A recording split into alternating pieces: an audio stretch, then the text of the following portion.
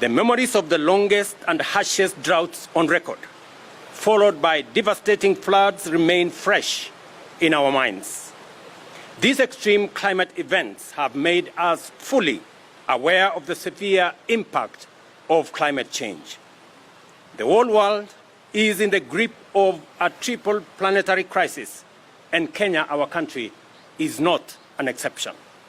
In fact, like other parts of our country and the world, we are at an epicenter, with this crisis worsened by limited resources and widespread poverty affecting millions of our citizens. The challenge of developing climate resilience is extremely urgent, and as you can see here for yourselves, the most adverse consequences of the intersection of pollution, loss of biodiversity, and climate change manifest most intensely within spaces that serve vulnerable communities. And if you look in this background, this is a vulnerable community space that has borne the brunt of the harshest and toughest effects of climate change. Today, the Nairobi River behind me here, which is clean and fresh at its source, is polluted, darkened, and foul-smelling, poisoned with industrial effluent, untreated sewage, and plastic waste. As I make that statement, you can see what I am saying in our background. All around it, the damaging effects of environmental degradation are evident. These issues undermine the livability of communities housing hundreds of thousands of people and pose serious threats to health and quality of life. You can all see around us here the communities living around here with a foul smell, with the raw sewage, and everything that this river carries, including plastic waste, is a big danger to the communities that live here. We are therefore here to witness the effects of climate change and pollution on the environment, as well as their impact on human well-being. At the same time, we are here to affirm the possibility of transforming this undesirable situation through effective partnership, inclusive and impactful remedial endeavor, and the National Climate Action Agenda. And I want to thank Chairman here for providing the leadership.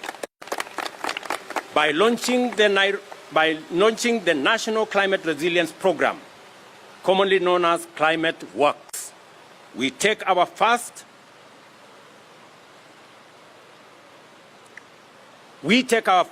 immensely significant step to radically turn around the state of affairs by intentionally building climate resilience, restoring our natural ecosystems, and creating opportunities for our young people. Climate Works is a powerful, inclusive, and transformative intervention aimed at achieving ecological restoration while maintaining public infrastructure and housing through labor-intensive and sustainable public works. Given our recent experience of destructive floods, the urgency of focusing resolute interventions on riverine areas to mitigate flood risks cannot be overstated. It is also our opportunity to make good our commitment to improve safety in settlements within Nairobi River Basin. To accomplish these critical tasks, we are expanding the mandate of Nairobi Rivers Commission to include the development of sustainable urban spaces. In recognition of this urgent intensity and importance of the work ahead, Climate Works is ambitious by design. It aims to employ 200,000 young people, young men and women from every part of Kenya in the development of critical infrastructure and environmental projects within their communities. Additionally, this initiative offers an opportunity and a gateway for our youth to join a movement that harnesses their potential to enhance the livability of our cities and neighborhoods while directly addressing the challenges of climate change. Climate Works will focus on youth empowerment, and their active involvement in improving infrastructure, including social housing, constructing bridges and access roads, and creating essential physical and social amenities.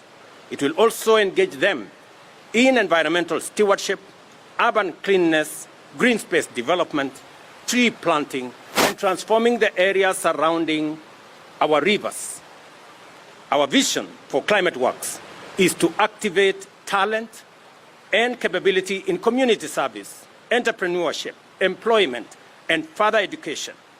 Climate Works will be a platform where diverse skills and competencies are applied to climate action and community transformation, while also fostering personal growth and alignment with emerging opportunities.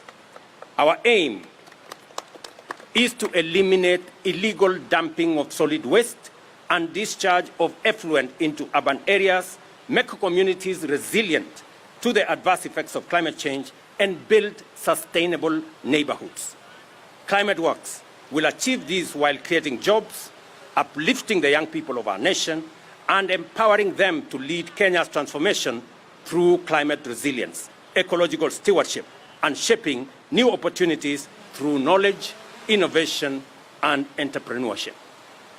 To achieve this vital goal, the cooperation and commitment of all stakeholders is critical.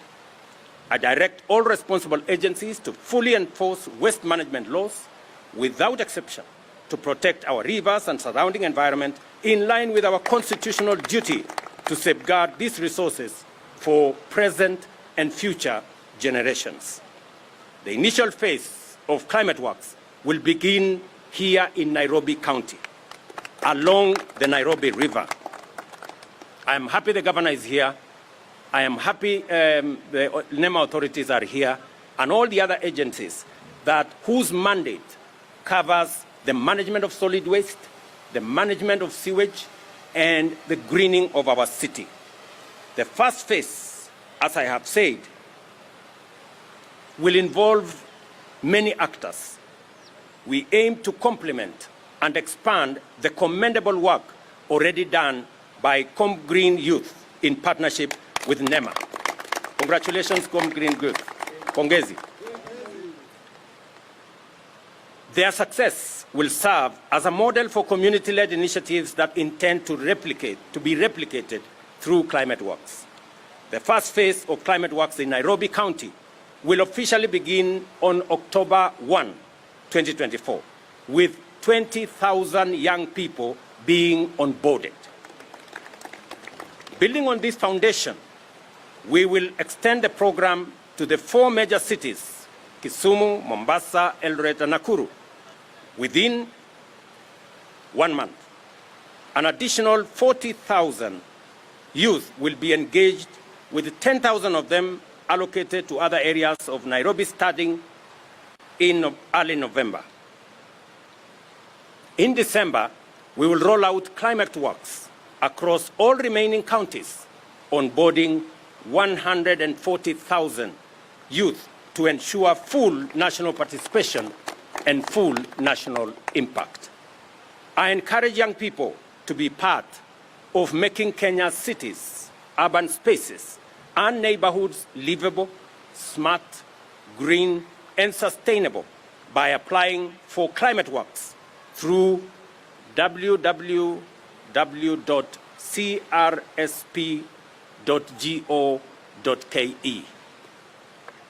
We are a country headed digital, and therefore each and every young person will find their space in this ecosystem. Let me repeat, every young person across Kenya, as soon as I finish this statement, you can begin to apply. We will be taking 20,000 young people in Nairobi along this river. You can see the dump site is right there. Some of the young people will participate in making sure that this dump site is dealt with. It's been an eyesore, it's been a challenge, it's been a health hazard. It is time that we deal with it. And I'm very happy that we are doing this in collaboration with Nairobi City County, because that is their mandate. I recognize and thank our many partners whose contributions have made climate works a reality, including Public Space Network, Chemolex and Muungano wa Wanavijiji. Your commendable efforts have brought a noble vision to life, made it possible to restore not only Nairobi River, but also the beauty of Kenya and the safety and dignity of our communities. Certainly, you are an indelible part of Kenya's climate action and socio-economic transformation. I invite our private sector to join other citizens in driving this program forward and our development partners to walk this historic journey with us. And I'm very happy the UN representative is right here with us to demonstrate the collaboration and partnership that is necessary for us to deal with this challenge. Let us all stand together and work with one accord, and through Climate Works, deliver urgently needed solutions and resources to support our fight against climate change.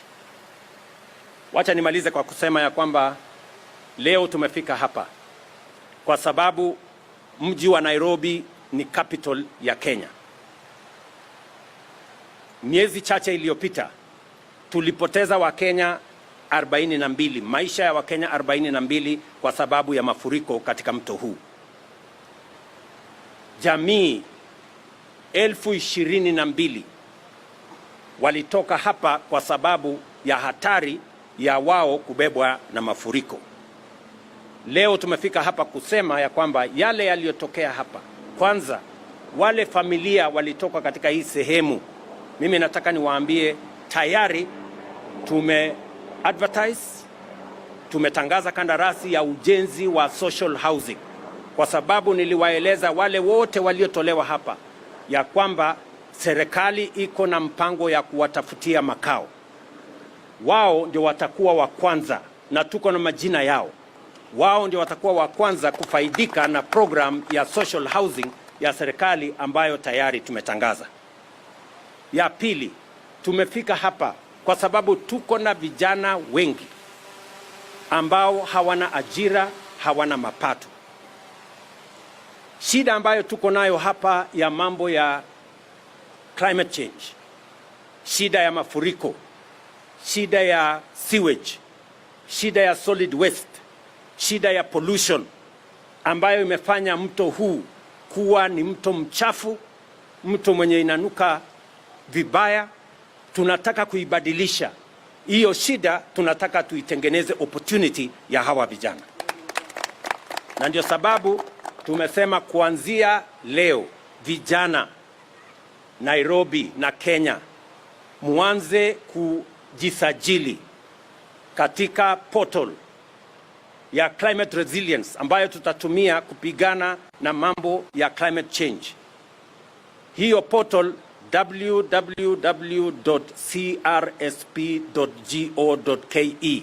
Kila kijana Kenya ujisajili hapo ndio upate nafasi ya kujumuishwa katika jeshi kubwa tunayotengeneza ambayo itashughulika na mazingira katika taifa letu. Nyinyi vijana tutawa recruit kama ile program ilikuwa pale mbeleni, lakini sasa hii program tumeitengeneza tofauti ili tuwe na outcome. Tunataka tukimalizana na hii kazi baada ya miaka 3-4 mto huu uwe na maji masafi na uwe na samaki katika mto huu. Mto huu uwe tumeipanua mahali hapa iwe ni green space. Watu wanaweza kutembea hapa, watoto wetu wa Kenya badala ya harufu mbaya ambayo iko hapa wanaweza kutembea mahali kuna usafi. Na vijana wetu wa Kenya pia wapate nafasi ya kujipatia mapato. Hapa Nairobi vile nimesema, kuanzia tarehe 1 mwezi ujao, kwa wiki kama 3 inayokuja, vijana 20,000 watakuwa katika hii mpango. Baadaye tutaongeza vijana 10,000 katika sehemu zingine ambazo haziko katika mito hapa Nairobi, na vijana wengine zaidi ya 160,000 katika sehemu zingine zote za taifa letu la Kenya.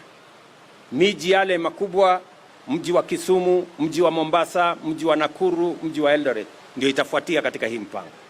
Alafu itafuata zile counties zote kufikia pale Disemba, ili tuhakikisha kwamba hawa vijana wanapata nafasi ya mapato na pia wachangie katika kukabiliana na matatizo ya mabadiliko ya mambo ya mazingira. Hii Nairobi River, inshallah, kwa mapenzi ya Mungu, tunataka hii Nairobi River ndani ya mwaka moja iwe imebadilika. Com Green mnasemaje? Inawezekana. Unasema inawezekana? Naona tayari mko na experience. Mumejaribu na mumefanya sehemu kiasi. Kwa hivyo tutapanga hii Nairobi River kilomita 45 ya Nairobi River. The whole section along Nairobi River is going to be divided, na tutahakikisha kwamba kuna vijana katika kila stage. Na wale vijana watajumuishwa katika hii mpango, sio vijana kutoka mahali ingine. Condition ya kwanza ni kwamba huyo kijana awe anaishi hapa, ni jirani, mtu ya hapa, ndio watajumuishwa katika hii mpango. Alafu tutaongeza vijana wengine. Kwa hivyo mimi nimefurahi sana kufika hapa leo kuwaambia vijana wa Nairobi wako na nafasi ya kuchangia katika kuboresha mazingira yetu kwa minajili ya mji wetu wa Nairobi, wakazi wa Nairobi na watoto wetu wa hapa Nairobi waweze kuishi katika mazingira ya sawa sawa. Kwa hivyo mimi nataka nishukuru vitengo vyote vya serikali. Nataka nishukuru marafiki wetu, watu kutoka United Nations, development partners, members from different embassies and other international organizations that have agreed to partner with us. Mimi nataka niwaulize machief na wale wengine wote wafanye process transparent ya kujua vijana wanatoka wapi, ili watu wasitoe vijana kutoka sehemu zingine. Vijana wawe wanatoka hapa na wanajulikana wanatoka hapa. Kwa hivyo mimi nimefurahi sana. Tumekuja hapa katika shughuli ya muhimu. If there is one project that is as important as our lives, it is the management of climate change that poses existential threat to humanity. We must deal with it firmly, resolutely. Let me also say this as we launch this process. Those entities that are polluting our rivers, the industries that are polluting our rivers, the manufacturing entities that are polluting our rivers, the raw sewage that is coming from our public entities, the solid waste that is in this river coming from different places, on the basis of extended producer responsibility, each and every one of them will be held to account. All of us. If you are going to be polluting the river, you must prepare to make sure that you are held to account and you pay for it, so that we can keep the river clean and everybody becomes responsible for their behavior. If you are not in good behavior, know that you are going to pay for bad behavior. And we are going to make sure that this works for Kenya. So asanteni sana jamii ambao walitolewa hapa. Mimi nataka niwahakikishie mpango huu utawapatia makao mapya ambayo itakuwa ni makao yenu bila ya uwezekano tena wa kuhamishwa. Vijana ambao wametusaidia katika hii mpango kama Com Green na wengine wengi, sasa tutaweka katika mpango maalum ambayo sasa hamutafanya kazi ya volunteer, mutafanya kazi yenye iko na malipo, na mutatusaidia tena kuhakikisha kwamba Wakenya wengine wote na vijana hasa vijana wa Nairobi na vijana wa cities zetu na vijana wa kutoka sehemu zingine zote wanajumuika katika hii mpango, kwa sababu ni mpango ambayo itabadilisha sura ya Nairobi River na sura ya mji wetu wa Nairobi na miji yetu zingine zote and all our neighborhoods across Kenya. Kwa hivyo mimi nimesema asante sana. Nafikiri sasa tutaenda kwa ile mkutano, tutaongea sisi wote kule. Asanteni. Thank you. God bless you.